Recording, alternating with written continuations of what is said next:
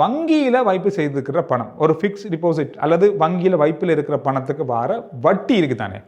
இந்த வட்டிக்கான வருமான வரி ஏற்கனவே 5% இருக்கு. இந்த 5% 10% இருக்காங்க. இந்த 10% நிறைய பேருக்கு குழப்பம் இருக்கு. யாருக்கு இந்த 10%? எந்த அளவான வட்டி எடுக்கிறவங்களுக்கு இந்த 10% குழப்பம் நிறைய பேருக்கு இருக்கு. இது எல்லாருக்குமா இல்ல இதுக்கு ஒரு தொகை இருக்கா? இவ்வளவுக்கு அதிகமாக வரவங்களுக்கு தான் இந்த வட்டி வீதம் அதிகரிக்கப்பட்டிருக்கான்ற குழப்பம் நிறைய பேருக்கு இருந்துச்சு. இந்த குழப்பத்துக்கான பதிலை நேற்றைய நாளில் ஜனாதிபதி அனுரகுமார திசாநாயக்க அவர்களிடம் ஊடகவியலாளர்கள் கேட்டிருந்தாங்க இந்த கேள்வியை. இந்த கேள்வி தொடர்பாக இந்த விளக்கத்தை சொல்லுங்க, நீங்க 10% ஆக்கியிருக்கீங்களே, இது தொடர்பான விளக்கம் என்ன அப்படின்னு சொன்னதுக்கு அவர் சொன்ன விளக்கம் இதுதான். அதாவது ஏற்கனவே ஒருத்தர் ஃபிக்ஸ் டிபாசிட்லயோ அல்லது வங்கியில வைப்பு செய்திருக்க பணத்துக்கு வட்டி வருது. அவருக்கு ஒரு 50,000 வருதுன்னு வைங்க, ஒரு 75,000 வருது, இல்ல 1 லட்சம் வருது. இதுவரைக்கும் 5% கட்டி கொண்டு வராரு. இப்ப 1.5 லட்சம் வருதுன்னு வைங்க. இந்த 1 லட்சம் வந்தாலும் கூட அவருக்கு 5% வருமான வரி தான் அறவிடப்படும்.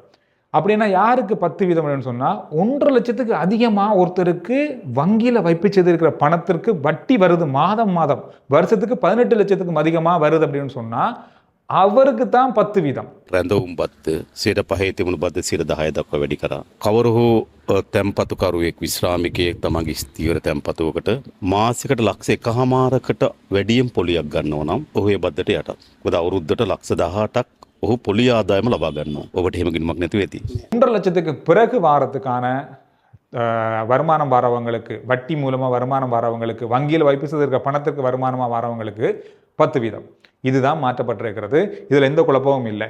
இதுல இன்னொரு விஷயத்தையும் சொல்லியிருந்தாருன்னு சொன்னா, இப்போ 1.5 லட்சத்துக்கு உள்ள வார வட்டி இருக்கு, 1.5 லட்சத்துக்கு உள்ள வட்டி வருது உங்களுக்குன்னு சொன்னா அதுக்கு 10% எடுக்கிறாங்க அப்படின்னு சொன்னா நீங்க இறைவரி திணைக்களத்தோட நேரடியாக சென்று அங்க உங்களுடைய இந்த வருமானத்தை காட்டி நீங்க இதை குறைத்து கொள்ளலாம்.